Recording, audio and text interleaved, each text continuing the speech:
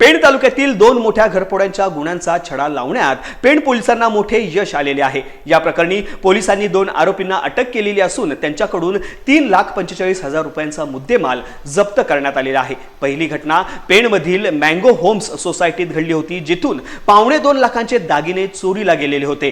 तांत्रिक तपासाच्या आधारे पोलिसांनी सुमित हंकारे याला ताब्यात घेऊन चोरीचे सर्व दागिने सांगलीतून हस्तगत केले आहेत। दुसऱ्या घटनेत पाटणोली येथील दिनेश म्हात्रे यांच्या घरातून 1.5 लाखांची रोकड लंपास करण्यात आली होती। सीसीटीव्ही आणि गुप्त माहितीच्या आधारे पोलिसांनी भिवंडीतून शमशुद्दहा कुरेशी आणि मुंब्रा येथून सलीम अन्सारी याला अटक केली। या कारवाईत गुन्ह्यामध्ये वापरलेली गाडी आणि हत्यारे जप्त करण्यात आलेली आहेत। या प्रकरणातील मुख्य आरोपी मोहम्मद शाहिद खान अद्याप फरार असून पोलीस त्याचा कसून शोध घेत आहेत। या यशस्वी कामगिरीमुळे पोलिसांचे मोठे कौतुक होत आहे।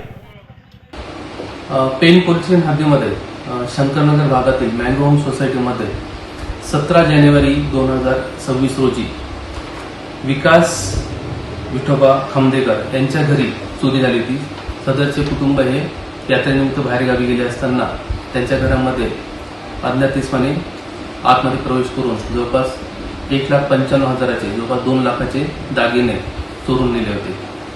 सदर गुन्हा दाखल करून गुन्ह्याचा तपास सुरू केला असता गुन्ह्याच्या तपासामध्ये 30 ते 40 दिवसानंतर केलेल्या तांत्रिक तपासानंतर व केलेल्या सायबर तपासानंतर कुठलेही सीसीटीव्ही फुटेज उपलब्ध नसताना सखोल चौकशी अंती सदरचा गुन्हा उघडकीस आलेला आहे।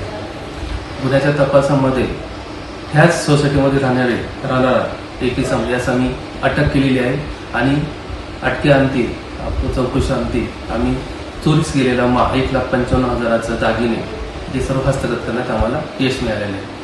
त्याचबरोबर 26 फेब्रुवारी 2026 रोजी पेणच्या लगत असलेले पाटणेश्वर या गावामध्ये दिनेश म्हात्रे यांच्या घरी देखील रात्रीच्या वेळेस घरफोडी झाली होती। तिथून देखील 1,50,000ची रोख रक्कम घरफोडी करून चोरून नेण्यात आली होती। सदर गुन्ह्याचा तपास त्याच पद्धतीने आम्ही केला असता मिळालेल्या फुटेजच्या आधारे आणि तांत्रिक बाबींच्या आधारे सदर गुन्हा देखील आम्ही उघडकीस आणण्यात आम्हाला यश मिळालेले। सदरच्या गुन्ह्यामध्ये यातील आरोपी हे भिवंडी व मुंब्रा साईडचे असल्याची माहिती मिळाली। अत्यंत कसोशीने त्यांचा तपास करून त्याचा शोध घेऊन आमच्या डीबी पथकाने 3 पैकी 2 आरोपींना ताब्यात घेतले। दोन्ही आरोपींना अटक करण्यात आलेली आहे। दोन्ही आरोपी भिवंडीचे आहेत। एक मुख्य आरोपी तो आधी मुंब्राचा, तो त्याचा शोध घेणे बाकी आहे। त्यातील 3रा आरोपीचा शोध घेतल्यानंतर गेलेल्या मालाचा आम्ही